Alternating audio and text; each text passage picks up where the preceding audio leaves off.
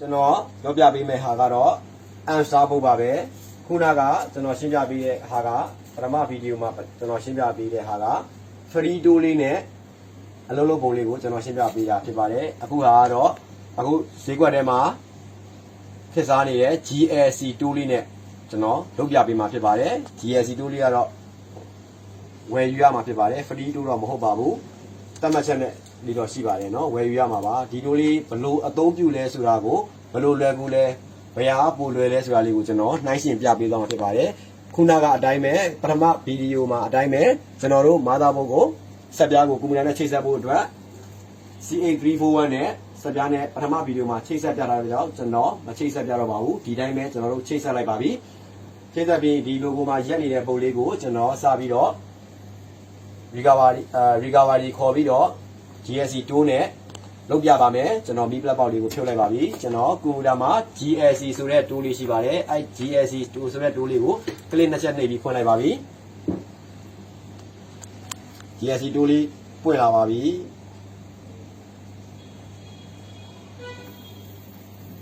GLC tool ပွင့်လာတဲ့အချိန်မှာဒီ setting တွေကိုဝင်ပါဒီမှာ setting လေးရှိပါတယ်အဲ့ဒီ setting လေးကိုကလစ်တစ်ချက်နှိပ်ပေးပါဒီတောင်လေးမှာ setting ဆိုတာရှိပါတယ်အဲ့ဒီ setting ကိုတစ်ချက်နှိပ်ပေးပါကျွန်တော်တို့ဒီလိုပေါက်လေးတစ်ခုကြာလာပါလိမ့်မယ်အဲ့ဒီကြာလာတဲ့မှာဒီလိုပေါက်လေးတစ်ခု serial port ဆိုတဲ့ပေါက်လေးတစ်ခုကြာလာပါလိမ့်မယ်အဲ့ဒီမှာ port ဆိုတဲ့နေရာမှာကျွန်တော်တို့ခုနက command port 10ပဲရေးပေးရပါမယ်ကျွန်တော်တို့လုံးမဲ့ port ဒီ command port 10ဖြစ်ပါတယ်ဒီ port မှာလည်း115200ဆိုတဲ့ port ကို original တိုင်းချိန်ထားပြီးသားဖြစ်ပါတယ်တကယ်လို့ဒီပြင် port တွေဖြစ်နေခဲ့တယ်ဆိုရင်115200ကိုချိန်ပေးရမှာဖြစ်ပါတယ်ချိန်ပေးပြီးကျွန်တော်တို့လုံးမဲ့ပုတ်ဒီ answer ဖြစ်တဲ့အတွက်ကြောင့်ဒီနေရာလေးမှာ answer ဆိုတဲ့နေရာလေးမှာကျွန်တော်တို့ကလစ်တစ်ချက်နှိပ်ပါမယ်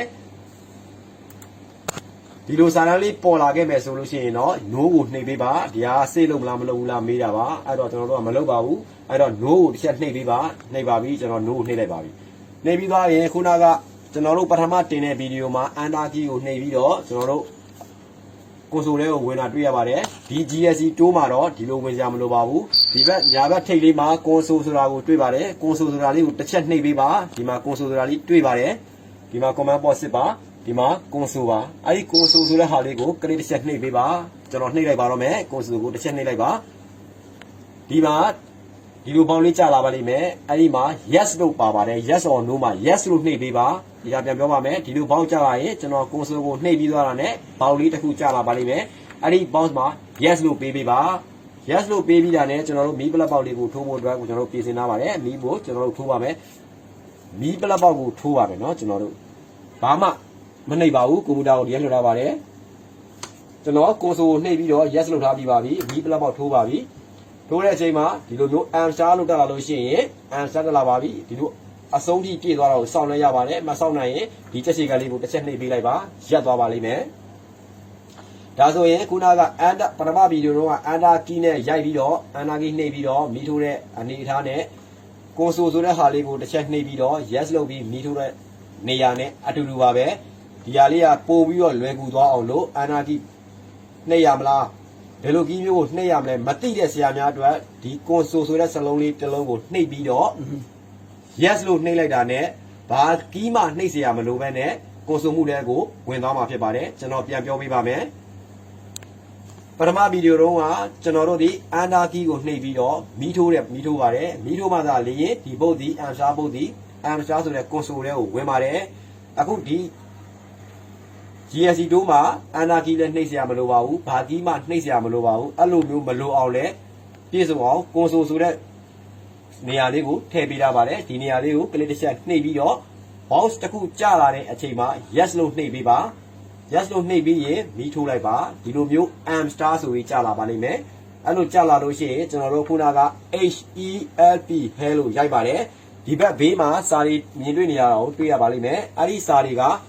mouse လေးနဲ့နှိပ်လို့ရတဲ့အနေအထားတစ်ခုပါเนาะခုနကကျွန်တော်တို့ HELP hell လို့ရိုက်တဲ့နေရာမှာဒီမှာရေးပြထားပါတယ်အဲ့ဒါလေးကိုတစ်ချက်နှိပ်လိုက်ပါ manual နည်းနဲ့ရိုက်เสียမလိုပါဘူး keyboard နဲ့ကိုယ့်အကို HELP hell လို့ရိုက်เสียမလိုပါဘူးဒီနေရာလေးမှာနှိပ်လိုက်ရုံပါပဲဒါဆိုရင်ဒါကွန်ဆိုတဲ့ကိုဒီတက်သိနေပြီဆိုတာကိုကျွန်တော်တို့သိသွားတဲ့အတွက်ကြောင့်ကျွန်တော်တို့ဒီဘုတ်ကို recovery ဝင်မှာဖြစ်ပါတယ် recovery ဆိုရင်ကျွန်တော်တို့ဒီမှာစာတန်းလေးဘေးနားမှာစာတန်းလေးရှိပါတယ် recovery white chase ဆိုတဲ့စာတန်းလေးရှိပါတယ်အဲ့ဒီ recovery white chase ဆိုတဲ့နေရာမှာတစ်ချက်နှိပ်ပေးပါနှိပ်လိုက်ရင်ဒီမှာပေါင်းလေးတစ်ခုကြာလာပါလိမ့်မယ် reset report complete ဆိုပြီးတော့အဲ့လိုပြီးသွားတာနဲ့ TV မှာ power ပိတ်ပြီးတော့ဘာတစ်ခလုံးမှနှိပ်စရာမလိုဘဲနဲ့သူ့ဟာသူပိတ်ပြီးပြန်ပွင့်လာပါလိမ့်မယ်သုံးပြရတာအရန်လွယ်အောင်လို့လုပ်ပေးထားခြင်းဖြစ်ပါတယ်ဒါဆိုလို့ရှိရင် ferry default ချလိုက်ပါပြီเนาะဟိုဒီ GSC တိုးနဲ့ ferry default ချရသည်ဖြစ်ပါတယ်ကျွန်တော်တို့ဒီတိုးမှာဘာတွေထူးခြားမှုရှိလဲဆိုတော့ကျွန်တော်ပြန်ပြီးတော့ချိန်ဆက်ပြပါမယ်ဒီတိုးမှာ ACFB ရဲ့ပါပါတယ်ကျွန်တော်တို့ logo တွေကိုဖြတ်လို့ရတယ် logo ပေါ်နေမယ်တကယ်လို့ဟို Samsung logo ကြီးကိုကျွန်တော်တို့ Samsung မှာထည့်ချင်တာပဲဖြစ်ဖြစ် LG မှာထည့်ချင်တာပဲဖြစ်ဖြစ်တခြား iPhone တို့ဘာတို့မှာပဲထည့်ချင်တာပဲဖြစ်ဖြစ် logo ဖြောက်ချင်တယ်ဆိုလို့ရှိရင်ကျွန်တော်တို့ခုနက Answer ဆိုတဲ့နေရာမှာဒီ Touchline logo လေးကိုဖြတ်ပေးရမှာဖြစ်ပါတယ်ဒီကောင်လေးနှိပ်လိုက်တာနဲ့ logo ကမပေါ်တော့ဘဲနဲ့ Samsung နဲ့ဆို Samsung နဲ့မပေါ်တော့ပါဘူး Western ဆိုတဲ့ logo ကနေပြီးတော့စပြီးပေါ်ပါလိမ့်မယ်အဲ့တော့ logo ဖြတ်တဲ့နေရာမှာအသုံးပြုလို့ရပါတယ်ဒီကောင်ကတော့ bucket drag မှာ USB တွေကို bucket ဆွဲဖို့အတွက်ပါ drag file လေးကိုဆွဲတာပါဒီကောင်ကကြတော့ခုနက drag file လေးကိုခုနက bucket လုံးလို့ရလာတဲ့ drag file လေးကို restore ပြန်လုပ်မှာဖြစ်ပါတယ်ဒါကတော့ USB firmware upgrade ပါကျွန်တော်တို့ဒီ app စာပုံမှာ online မှာပေးထားတဲ့ firmware လေးတွေကို memory stick ထဲကိုထည့်ပြီးတော့ပုံမှာ memory stick ထိုးပြီးတော့ဒီဟာလေးကိုဒီ USB firmware upgrade ကိုနှိပ်လို့ရှိရင်ဒီပုတ်က update လုပ်တဲ့နေရာမှာအသုံးပြုပါတယ်ဒီ comment လေးကတော့ recovery white chase ပါလဲ recovery ကိုဝင်ပြီးတော့ ferry default ချတဲ့နေရာမှာအသုံးပြုပါတယ်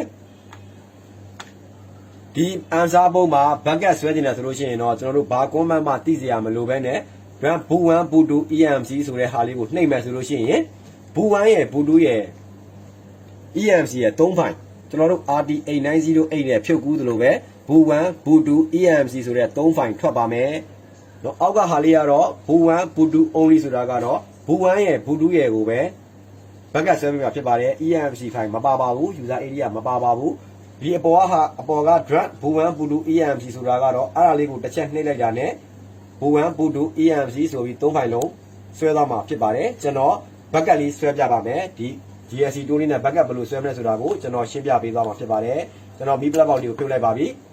ခုနကကျွန်တော်ဒီ command box မှာ console ဆိုတဲ့ဟာလေးကိုကျွန်တော်တစ်ချက်နှိပ်ပါမယ်အဲ့ဒီနေရာမှာ yes လို့ပေးပါမယ် console ဆိုတဲ့နေရာလေးမှာတစ်ချက်နှိပ်ပါနှိပ်ပြီးဒီပေါင်လေးပေါ်လာခဲ့ရင် yes လို့နှိပ်ပြီးပါ yes လို့နှိပ်လိုက်ပါပြီ yes လို့နှိပ်ပြီးရင်ကျွန်တော်တို့ computer keyboard ကနေဘာမှနှိပ်စရာမလိုပါဘူးမီးထိုးပါမယ်ကျွန်တော်တို့အခုမီးထိုးလိုက်ပါပြီ answer လို့ပေါ်လာပြီဆိုရင်ကျွန်တော်တို့ဒီချက်ချီကန်လေးကိုတစ်ချက်နှိပ်ပေးလိုက်ပါကျွန်တော်တို့ USB တဲကို USB stick တဲကို backup လုပ်ပြီးဖြစ်တဲ့ကြောင့်ဘာသာပုံမှာ USB stick ကအလွတ်ဖြစ်ရပါမယ် 8GB လောက်ရှိရပါမယ် 8GB ကျော်ဆိုရင်ပိုကောင်းပါတယ် 8GB လောက်ရှိတဲ့ USB stick ကိုကျွန်တော်တို့ USB မှာစိုက်လိုက်ပါပြီ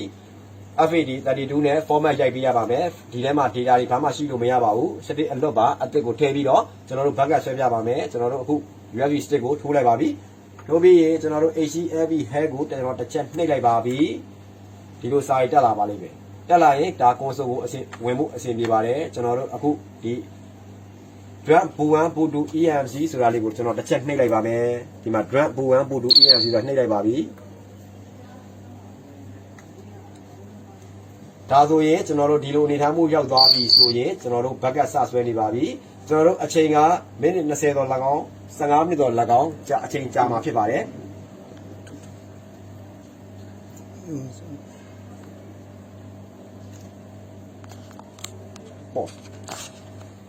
အခုဒီလိုမျိုး backup ဆွဲတယ် drag boot1 boot2 EMC ဆိုတဲ့ backup ဆွဲတာဒီ RT8908 နဲ့ကျွန်တော်တို့ EMC ကိုခွာပြီးတော့ဖြုတ်ပြီးတော့ခွက်နဲ့ backup လောက်တာနဲ့အတူတူပါပဲ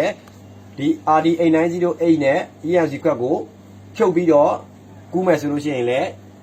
boot1 boot2 EMC ဆိုတဲ့3ဖိုင်ပဲထွက်မှာပါဒီလိုမျိုး backup လုပ်မယ်ဆိုလို့ရှိရင်လည်း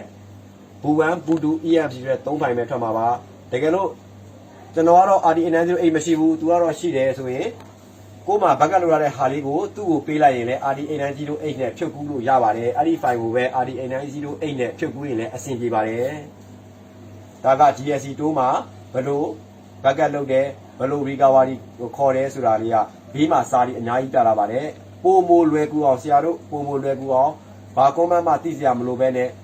ကိုလိုချင်တဲ့ဟာလေးကိုအလွယ်တကူလွယ်လေးတကူနှိပ်ပြီးတော့လုပ်ယူလို့ရအောင်ဖန်တီးရတဲ့အတွက်ကြောင့်ဒီတိုးဒီပတ်စံနဲ့ပေးဝေရတဲ့တိုးလေးဖြစ်ပါတယ်ပထမဗီဒီယိုတော့ကတိုးလေးက free တိုးလေးပါဒီတိုးကတော့ free တိုးမဟုတ်ပါဘူးအခါပြင်းငွေနဲ့ပေးပြီးတော့ဝယ်ရတဲ့တိုးလေးဖြစ်ပါတယ်ဒီလိုမျိုးသုံးကျင်တဲ့ဆိုရင်တော့ဒီတိုးလေးကိုဝယ်ယူရမှာပဲဖြစ်ပါတယ်